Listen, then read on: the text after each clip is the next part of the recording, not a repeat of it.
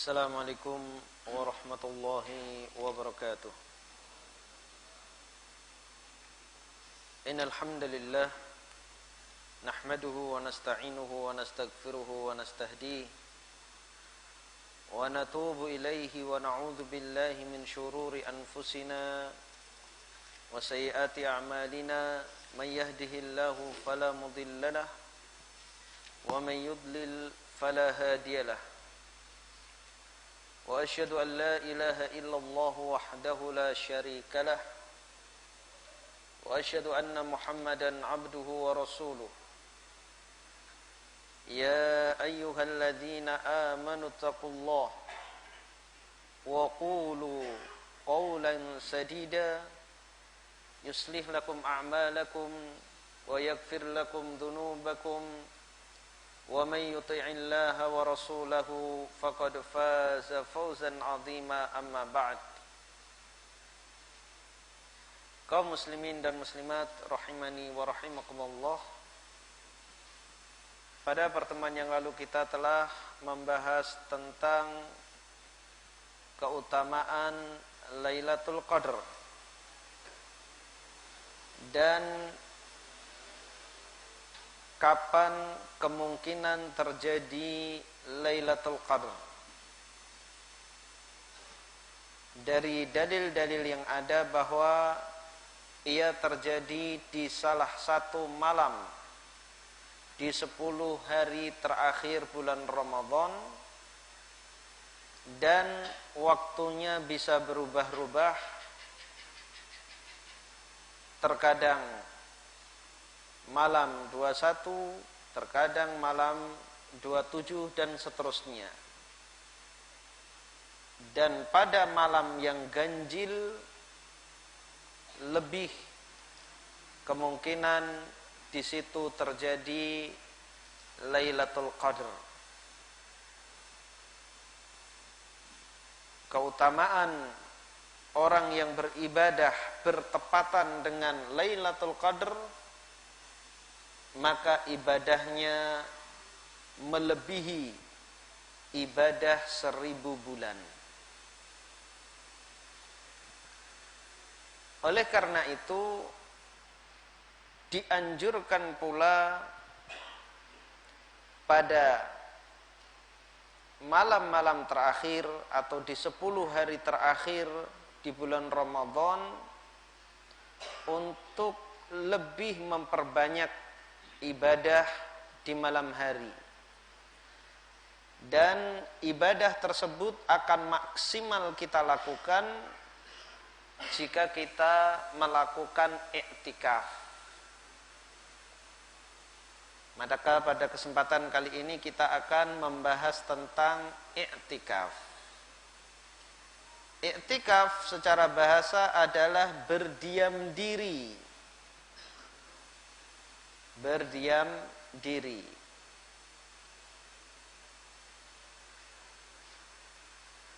Orang-orang musyrik pun melakukan i'tikaf, sebagaimana disebutkan di dalam surah Al-A'raf ayat 138. Yaqufuna ala asnamil lahum, mereka berhenti, berdiam diri di depan berhala-berhala mereka.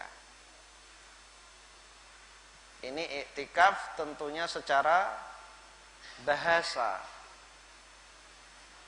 Orang bertapa itu juga i'tikaf. I'tikaf secara syariat adalah berdiam diri di dalam masjid dengan tujuan untuk beribadah kepada Allah. Berdiam diri di dalam masjid dengan tujuan beribadah kepada Allah. Maka definisi ini juga merupakan syarat i'tikaf. Yang pertama adalah berdiam diri, artinya tidak menyibukkan diri dengan kesibukan-kesibukan, badannya lebih banyak diam, tidak berjalan. Entah itu berzikir, membaca Al-Quran, melakukan sholat, ya, menempati tempatnya, tidak hilir mudik. Di masjid, berdiamnya di masjid. Kalau berdiamnya di dalam kamar, maka tidak dinamakan i'tikaf. Berdiam diri di dalam masjid. Kalau berdiam diri di dalam kamar untuk ibadah, maka tidak dinamakan i'tikaf, meskipun juga mendapatkan pahala. I'tikaf yang dimaksud adalah berdiam diri di dalam masjid. Kemudian dengan niat beribadah. Kalau berdiam diri di dalam masjid untuk tidur, tujuan utamanya adalah tidur, untuk istirahat, dan ini banyak, terutama para musafir, ketika melakukan bepergian jauh, mau nginap di hotel nggak ada duit, maka cari yang gratis di masjid. Dia masuk ke dalam masjid, tujuan utamanya adalah istirahat, meskipun dia juga beribadah. Tahiyatul masjid, ketika bertepatan dengan sholat fardu, dia juga sholat fardu.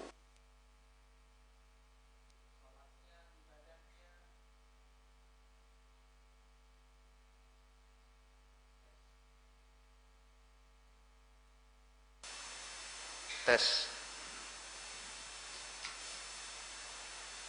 Ibadahnya tentunya mendapatkan pahala dari Allah, namun tidak dianggap pahala iktikaf. Karena tujuan utama dia memasuki masjid bukan untuk ibadah. Tujuan utamanya untuk istirahat. Ini bisa dilihat karena kalau dia tidak kelelahan, dia tidak masuk ke masjid tersebut. Jadi tujuan utamanya untuk istirahat, meskipun ketika beristirahat dia juga ibadah. Sebaliknya iktikaf tujuan utamanya adalah ibadah, meskipun di dalamnya juga ada istirahat.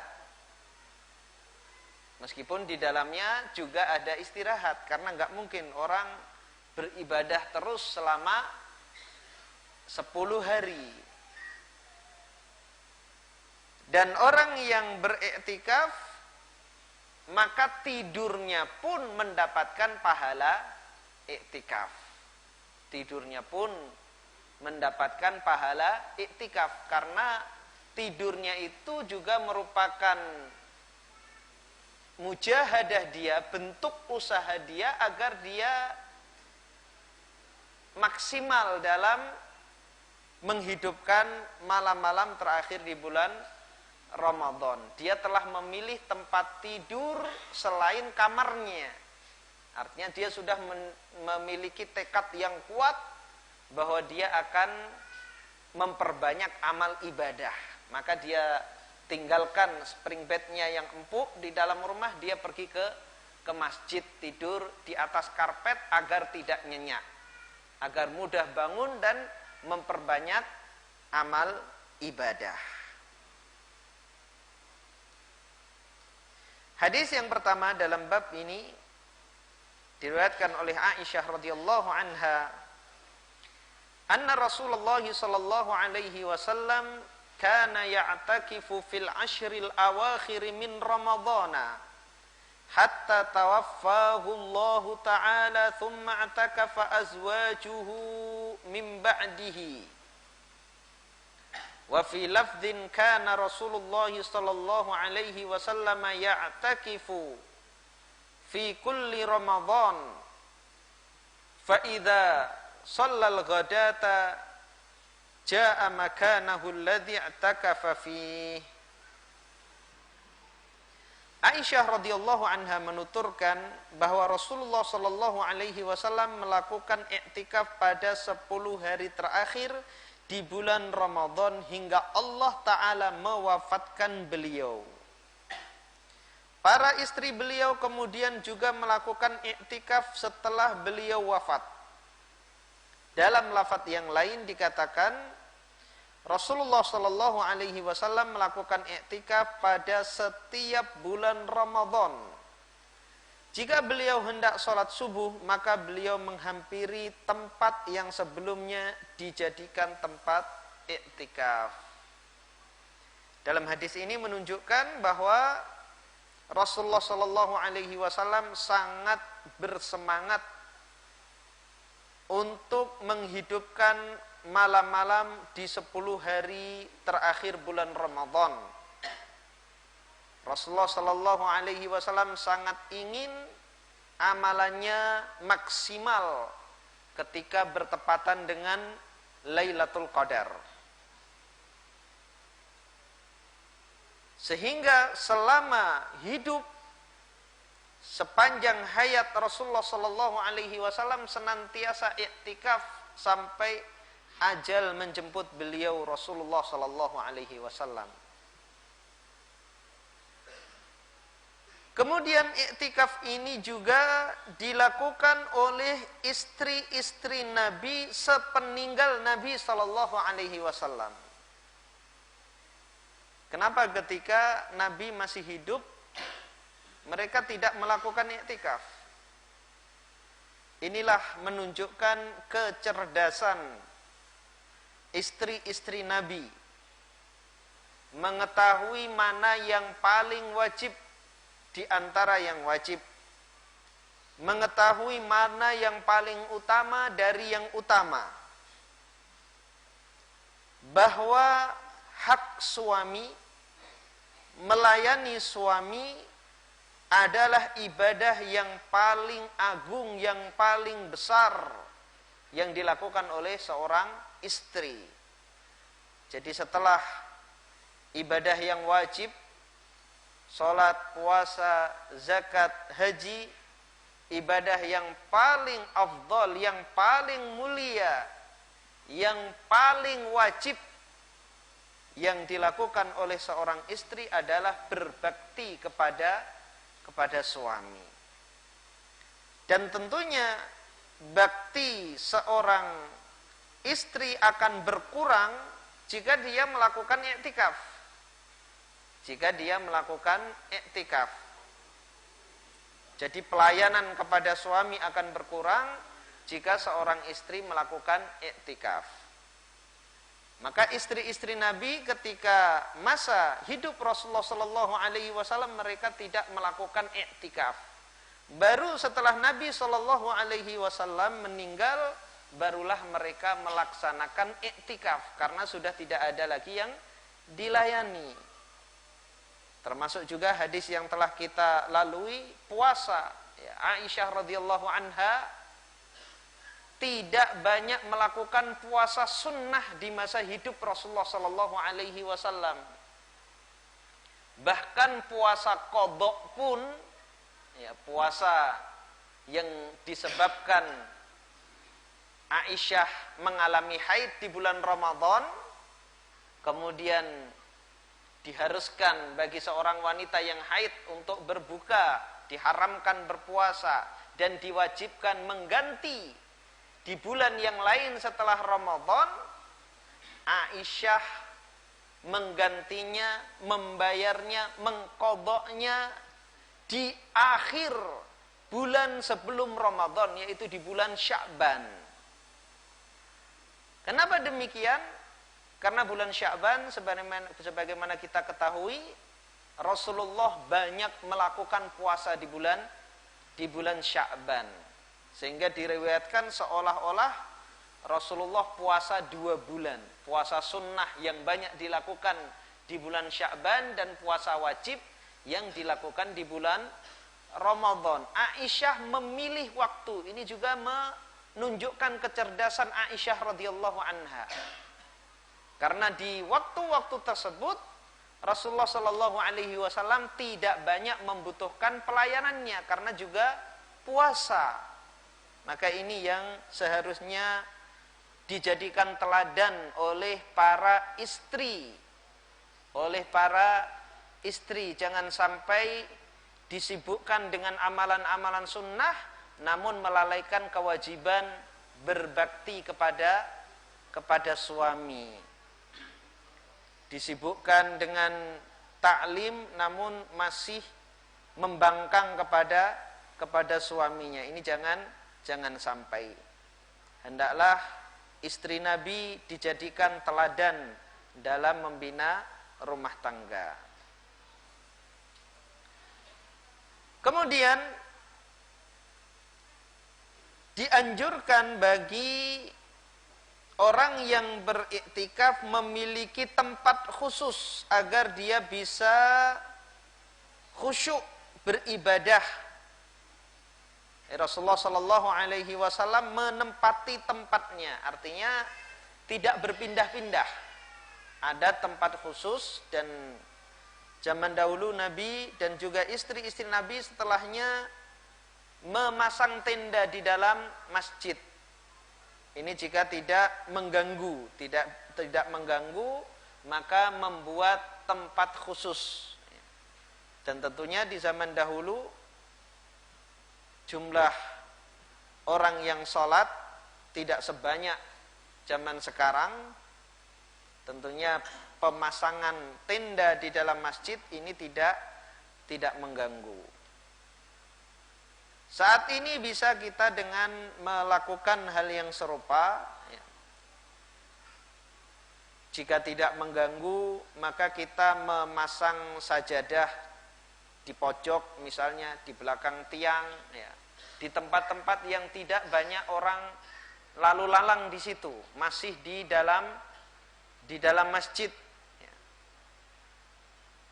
Dan alhamdulillah kesempatan bagi orang yang iktikaf, jumlah orang yang iktikaf penuh itu sedikit, maka dia bisa memilih tempat, bisa memilih tempat, termasuk di bawah tangga itu juga masih bagian dari masjid. Bangunan apapun yang menempel pada masjid itu adalah masjid dan hukumnya hukum masjid, termasuk di menara masjid. Di menara masjid. Mungkin kita tertawa di sini. Kalau lihat menara Masjidil Haram, itu mungkin berapa kali lipat musola ini kan. Bisa di lantai pertama, bisa lantai kedua. Bahkan di Masjid Nabawi lantai kedua menaranya itu untuk museum Quran, luas. Tidak seperti menara di kita, hanya besi Ini tentunya untuk iktikaf sulit gelantungan kayak monyet. Menara yang besar yang bisa ditempati, bahkan ruangannya ber-AC.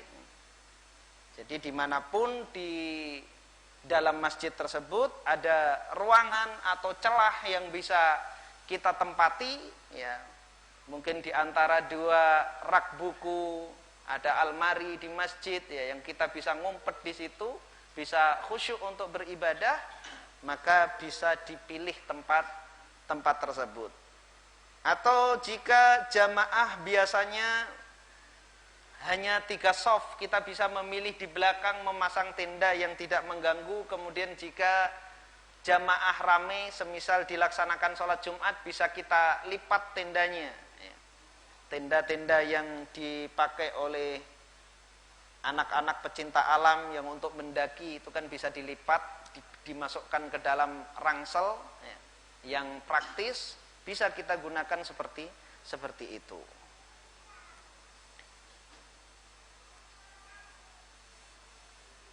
Beberapa pelajaran yang disampaikan oleh Syekh Abdullah bin Ali Bassam dari hadis tersebut, yang pertama, masyru'iyatul i'tikafi wa annahu min sunnatin nabiyyi sallallahu alaihi wasallam allati yahrisu 'alaiha.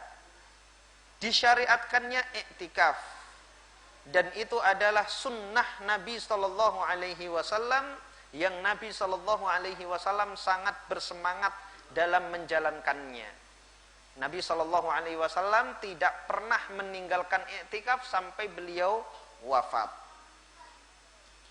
Faidatuhu wa thamratuhu hiya an yaqta'al mu'takifu ala'iqahu 'anid dunya wa ma fiha wa yakhlu bi rabbih wa yataladzadzu bi munajatihi wa jam'ihi nafsahu wa khawatirahu wa afkarahu 'alaihi wa 'ala ibadatihi. Di antara faedah dan buah dari iktikaf adalah seorang yang iktikaf memutuskan diri dari kepentingan-kepentingan dunia agar bisa berkhulwah, berkonsentrasi dengan Allah Subhanahu wa taala, merasakan kelezatan bermunajat kepada Allah Subhanahu wa taala. Dia fokus, konsentrasi pikirannya, batinnya hanya untuk beribadah. Dan tentunya ini akan maksimal jika dia melakukan i'tikaf. Anna i'tikafan Nabi sallallahu alaihi wasallam istaqarra akhiran 'alal ashril awakhir min Ramadhana lima yurja fihinna min Lailatul Qadr. Bahwasanya i'tikaf Nabi sallallahu alaihi wasallam yang tetap pada akhirnya sampai akhir hayatnya adalah pada 10 hari terakhir di bulan Ramadan, karena mengharapkan di dalamnya bertepatan dengan Lailatul Qadar. Pada hadis yang lalu Nabi sallallahu alaihi wasallam pernah beriktikaf di pertengahan bulan Ramadan. Namun Nabi sallallahu alaihi wasallam bermimpi bahwa Lailatul Qadar terjadi pada malam 21. Maka Nabi sallallahu alaihi wasallam mengatakan kepada para sahabatnya, barang siapa beriktikaf maka hendaknya melanjutkan iktikafnya.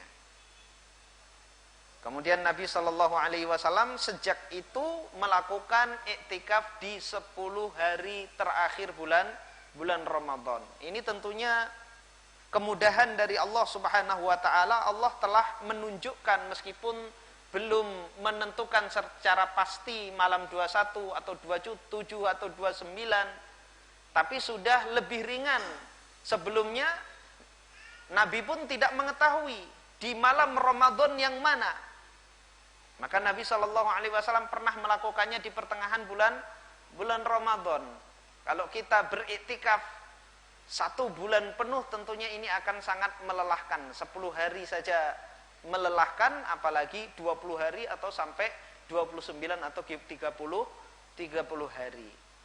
Maka syariat kita, Allah Subhanahu wa taala telah memberikan tanda, yaitu 10 hari terakhir bulan Ramadan. Dan tentunya ini juga sesuai dengan jiwa orang yang berlomba-lomba dalam kebaikan. Setiap perlombaan, orang akan semangat ketika mendekati garis finish. Orang akan semangat ketika mendekati garis finish. Ketika para murid menghadapi ujian terakhir, mereka akan bersemangat, berlomba-lomba, bergadang malam, belajar, yang tidak pernah mereka lakukan pada hari-hari sebelumnya. Lomba maraton, ketika mendekati garis finish maka semangat. Begitu juga iktikaf ini Allah Subhanahu wa taala jadikan malam yang utama, yang pahala amalan di malam tersebut lebih dari amalan 1000 bulan, dijadikan di akhir agar kita lebih semangat lagi. Kemudian setelah semangat kita mencapai puncaknya, Allah Subhanahu wa taala memberikan hadiah kepada kita, yaitu hari raya Idul Fitr. Kita diwajibkan untuk berbuka dan bersenang-senang. Yang keempat, annal i'tikafa sunnatun mustamirratun lam tunsakh. Idh i'takafa azwajuhu sallallahu alaihi wasallam ba'dahu. Bahwasanya i'tikaf itu adalah sunnah yang terus-menerus, tidak dihapus pensyariatannya. Karena istri-istri Nabi beriktikaf setelah wafatnya Nabi Shallallahu Alaihi Wasallam. Kenapa disebutkan ini? Karena ada sebagian yang berpendapat bahwa iktikaf tidak disyariatkan lagi. Tentunya ini adalah pendapat yang lemah. Pendapat yang kuat adalah tetap disyariatkan. Terbukti setelah meninggalnya Nabi Shallallahu Alaihi Wasallam, istri-istri Nabi melakukan i'tikaf.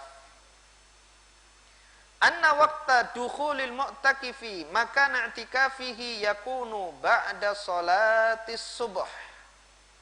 Bahwasanya waktu masuknya orang yang beriktikaf di tempatnya itu setelah sholat subuh.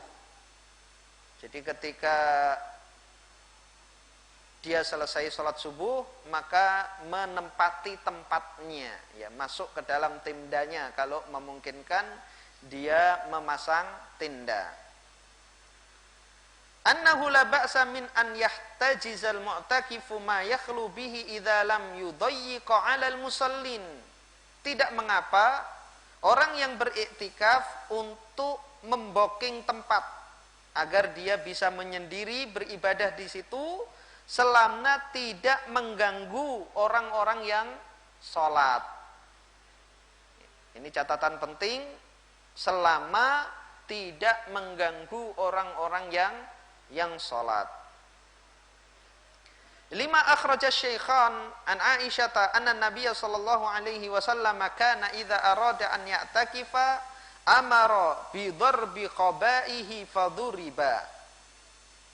Berdasarkan yang diriwayatkan oleh Al-Imam Al-Bukhari dan Muslim dari Aisyah radhiyallahu anha bahwasanya Nabi sallallahu alaihi wasallam jika ingin melakukan i'tikaf, maka Nabi sallallahu alaihi wasallam memerintahkan untuk dipasangkan tenda. Maka dipasangkan tenda untuk Nabi sallallahu alaihi wasallam. Tentunya tendanya yang kecil saja, jangan tenda TNI yang dipakai, kegedean.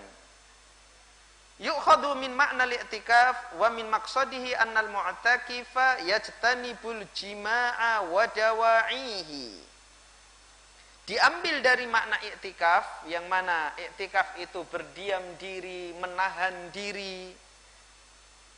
Maka maksud dari tujuan orang yang beriktikaf, hendaklah dia menjauhi jima, hubungan suami istri, dan hal-hal yang bisa menyeret pada jima, bercumbu rayu, ya, bermesra-mesraan, ini hendaknya dihindari. Ketika beriktikaf, maka jangan bermesra-mesraan dengan istri meskipun hanya sekedar di WA, ya, dijauhi, karena tujuan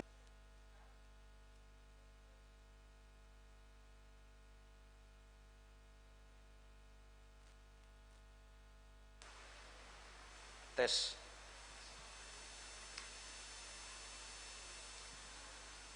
Karena tujuan dari i'tikaf adalah memutuskan diri dari kesibukan-kesibukan dunia. Mencari nafkah juga tidak boleh. Maka hendaknya tinggalkan hal-hal yang mengganggu i'tikafnya. Wal khuruju min mu'takifihi li ghairi hajatin, dan tidak keluar dari tempat i'tikafnya kecuali untuk hajat manusia, seperti makan minum jika tidak tersedia di dalam masjid. Maka keluar untuk hanya sekedar makan dan minum, kemudian kembali lagi. Atau buang hajat. Ketika selesai buang hajat, maka segera kembali ke tempat iktikafnya. Bukan tujuannya buang hajat, kemudian mampir ke warung, kemudian nongkrong di pos kampling, maka batal iktikafnya. Wa yajtanibu a'malad dunya minal mu'awadati was-sana'i wa nahwiha, dan menjauhi amalan-amalan dunia, aktivitas keduniaan, jual beli atau membuat kerajinan tangan ketika dia pulang untuk makan misalnya karena tidak tersedia makanan di masjid, ya. Pekerjaan rumahnya ada yang tanggung, jahitannya masih kurang sedikit, kemudian dia sempurnakan, maka ini tidak boleh. Besok lebaran, ini pesanan orang, tinggal kantongnya saja ini belum dijahit, kemudian dijahit, maka ini juga termasuk pembatal iktikaf. Wa an yuqilla min mukhalatatin nasi li ghairi ijtima'in fi dzikrin au qur'anin, dan mempersedikit bergaul dengan manusia selain berkumpul untuk zikir atau membaca Al-Qur'an, majelis ta'lim. Kalau dalam majelis ilmu maka tidak mengapa, atau mengadakan halaqah Quran, tahsin atau tahfidz. Lianna hadhil asya'a wa asbahaha munafiyatun lil i'tikaf, karena hal-hal seperti ini mengurusi urusan-urusan dunia dan yang semisalnya akan menghilangkan, menafikan makna i'tikaf.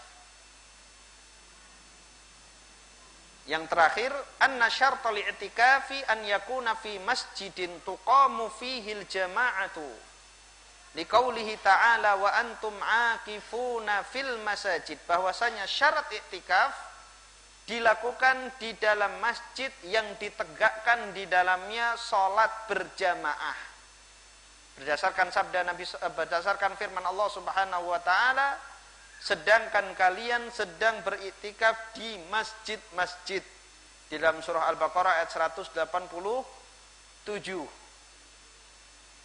Adakah masjid yang tidak didirikan sholat berjamaah rutin? Ada, seperti masjid kantor, itu jam kantor saja ditegakkan sholat.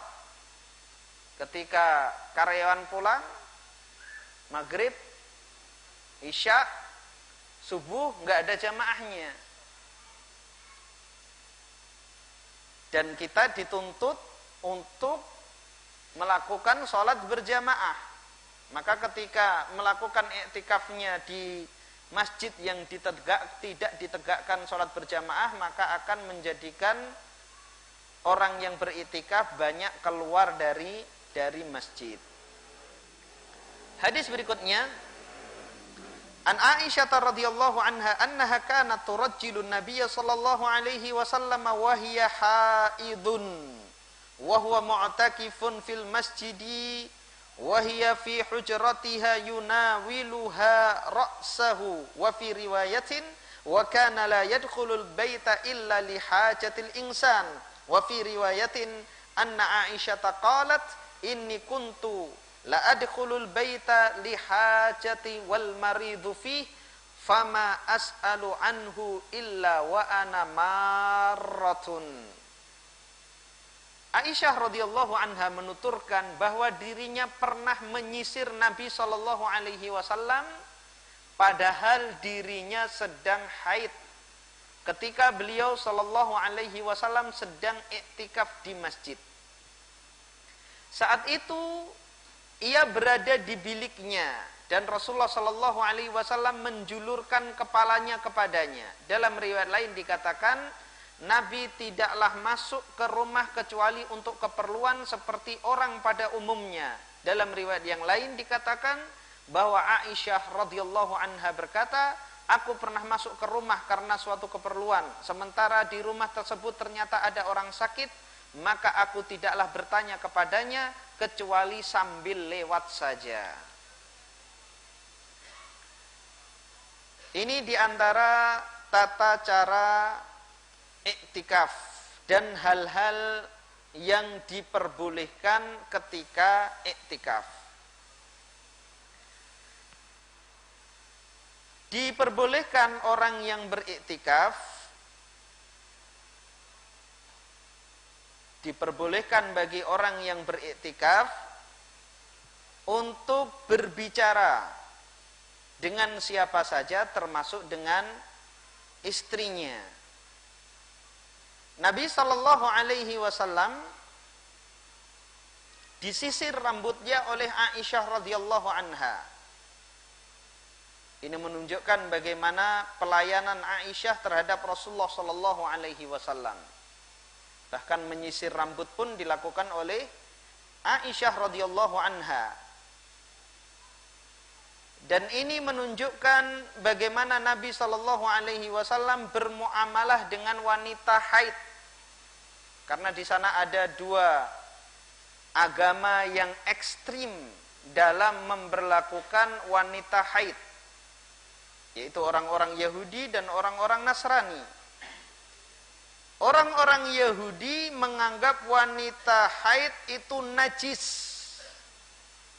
sehingga ketika wanita Yahudi sedang datang bulan, sedang haid, maka dikeluarkan dari rumah,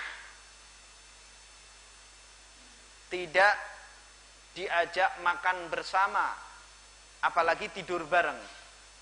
Kasihan wanita Yahudi. Alangkah baiknya jika wanita Yahudi itu masuk Islam dan kita nikahi.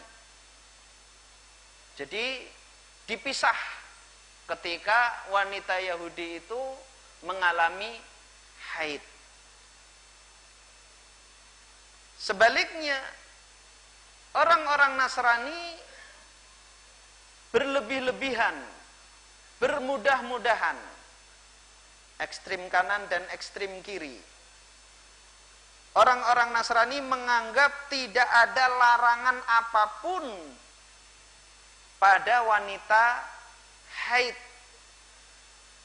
Maka mereka menggauli, menjimai wanita yang sedang haid tidak masalah. Kalaupun mereka meninggalkannya itu bukan karena keyakinan pada ajaran.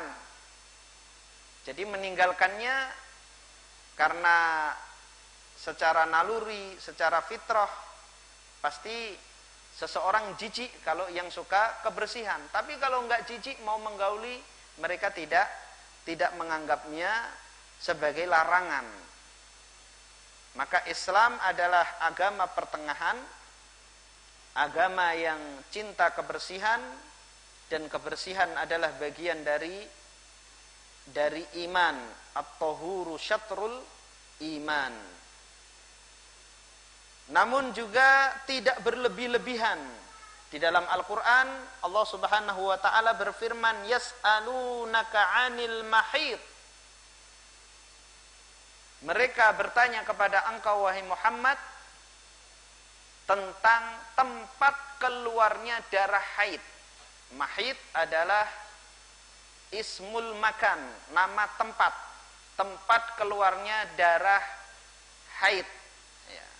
Tiada lain adalah kemaluan wanita di waktu haid. Qul huwa adha fa'tazilun nisaa fil mahid. Katakanlah wahai Muhammad, tempat tersebut adalah adha. Jadi tempat tersebut ketika keluar darah haid, di situ ada penyakit. Maka tinggalkanlah wanita, bukan ditinggalkan wanitanya, fil mahid, pada tempat keluarnya darah haid. Maka yang dilarang adalah jima, melakukan hubungan seks di kemaluan. Adapun selain itu boleh melakukan cumbu rayu, berciuman, lebih dari itu asalkan ember tidak masuk ke dalam sumur. Maka seorang suami boleh menikmati istrinya di masa haid dengan cara apapun. Dengan cara apapun. Yang dilarang hanya berhubungan jima, ya. melakukan hubungan seks. Adapun selain itu diperbolehkan. Al-Hafidz Ibnu Hajar di dalam kitab Fathul Bari menyebutkan boleh seorang suami menikmati istrinya di seluruh bagian tubuhnya. Kemudian beliau mencontohkan bagian-bagian tubuh yang bisa memuaskan suami. Sampai pun jika mengeluarkan sperma, maka tidak mengapa. Asalkan tidak melakukan hubungan seks kemaluan bertemu dengan kemaluan. Itu saja yang dilarang. Dan Rasulullah Shallallahu Alaihi Wasallam juga melakukannya, sebagaimana diriwayatkan oleh Aisyah radhiyallahu anha. Nabi Shallallahu Alaihi Wasallam jika menggauli istrinya ketika sedang haid, maka Rasulullah memerintahkan kepada Aisyah radhiyallahu anha untuk menutup kemaluannya. Nabi Shallallahu Alaihi Wasallam juga pernah minum dengan gelas yang dipakai oleh Aisyah radhiyallahu anha. Aisyah minum, kemudian Nabi Shallallahu Alaihi Wasallam mengambil gelas tersebut dan Nabi Shallallahu Alaihi Wasallam meletakkan bibirnya di bekas tempat bibir Aisyah radhiyallahu anha. Ini menunjukkan bahwa wanita yang sedang haid bukan najis. Artinya wanitanya tidak najis, tangannya tidak najis, keringatnya tidak najis. Apanya yang najis? Adalah darah haidnya saja. Selebihnya adalah suci. Termasuk bahkan ketika Nabi Shallallahu Alaihi Wasallam ketika iktikaf, Nabi Shallallahu Alaihi Wasallam disisiri oleh Aisyah yang sedang haid. Dan kita ketahui bahwa rumah Aisyah itu berbatasan langsung dengan Masjid Nabawi.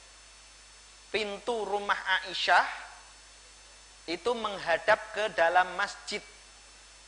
Jadi kalau mau keluar dan masuk ke rumah Aisyah itu melalui masjid.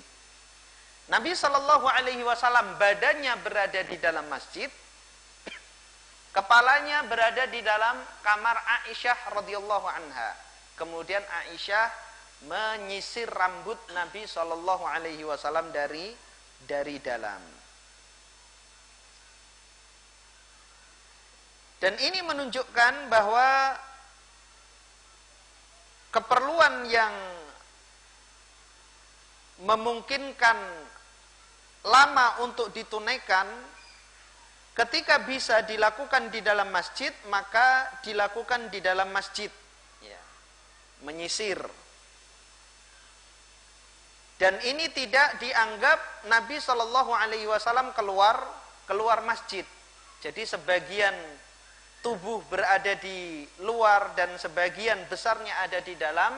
Ini masih dianggap bahwa dia masih sedang melakukan iktikaf.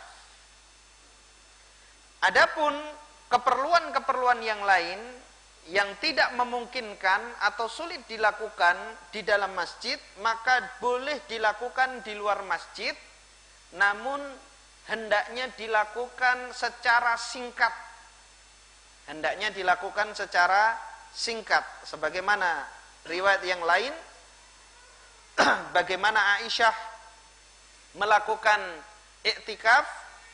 Ketika dia beriktikaf, ia masuk ke dalam rumah untuk suatu keperluan. Kemudian mendapati orang yang sakit.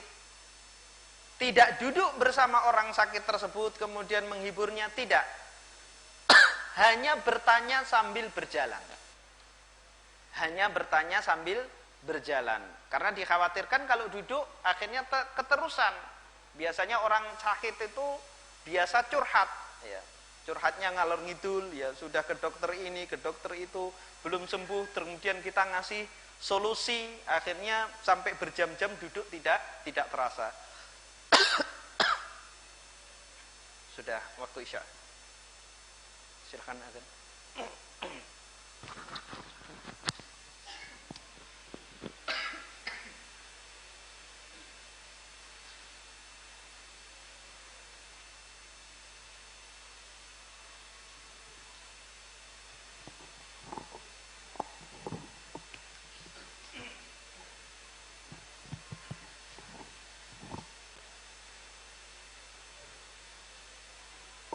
Allahu Akbar, Allahu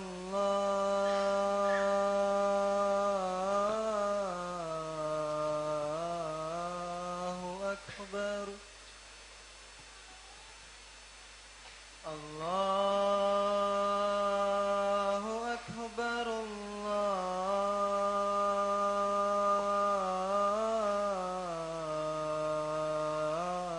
Allahu Akbar.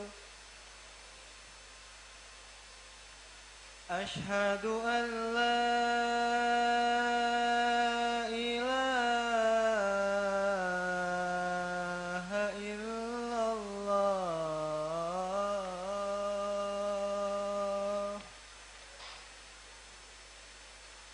Asyhadu an la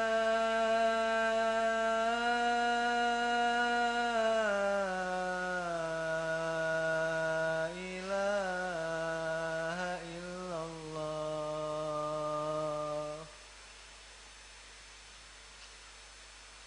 Asyhadu anna Muhammadar Rasulullah.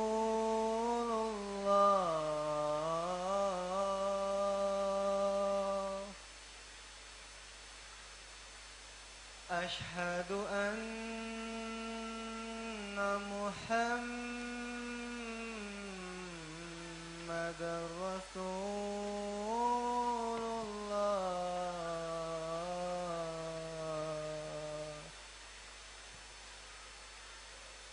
Hayya 'ala shalah.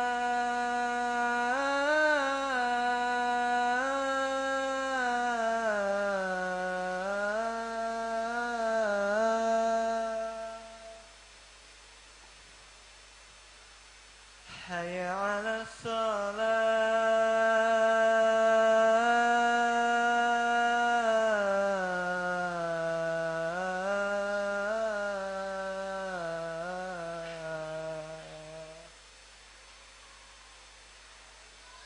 Hayya 'alal falah.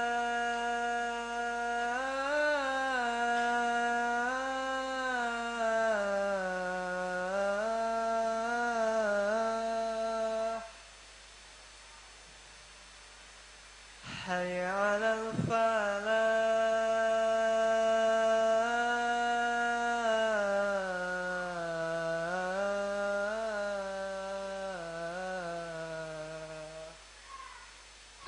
Allahu Akbar, Allahu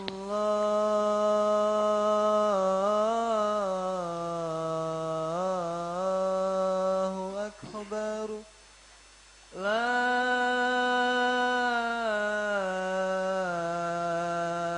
ilaha illallah.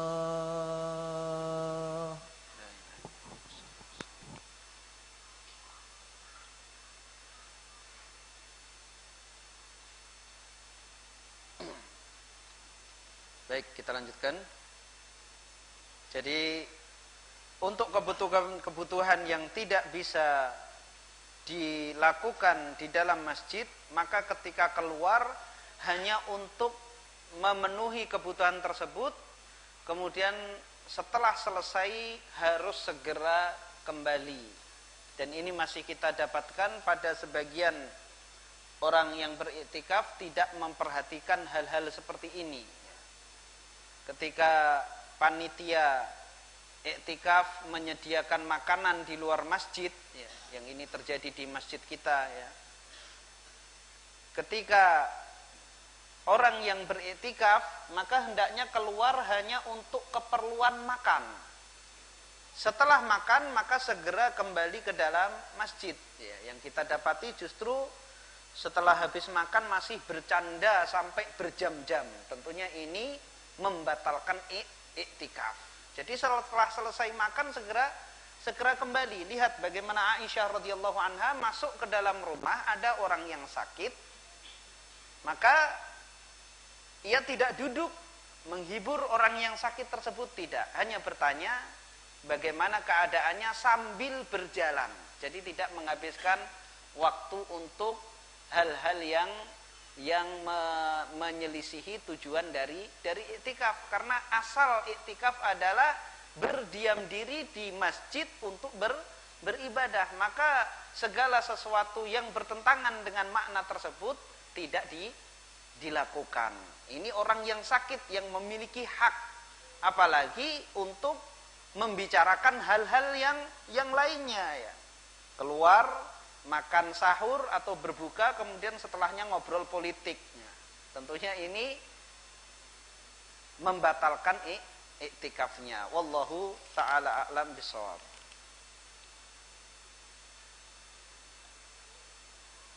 Apakah ada badan sunnah yang membantu urusan yang terlanjur kena riba sebelum mengaji? Mohon info nomor HP dan alamatnya. Yang terlanjur kena riba. Ini kasusnya apa ya? Apakah dia ingin menyelesaikan harta riba yang ada pada dirinya? Apakah dia orang yang mendapatkan uang riba kemudian ingin membersihkan dari uang riba tersebut? Kalau itu sangat mudah ya. Semua lembaga ada menerima dana seperti itu untuk membangun hal-hal yang tidak bersentuhan langsung ya, seperti untuk membuat jalan, membuat WC dan lain sebagainya, yang ini difatwakan oleh para ulama di antara penyaluran dana riba. Atau dia terlilit oleh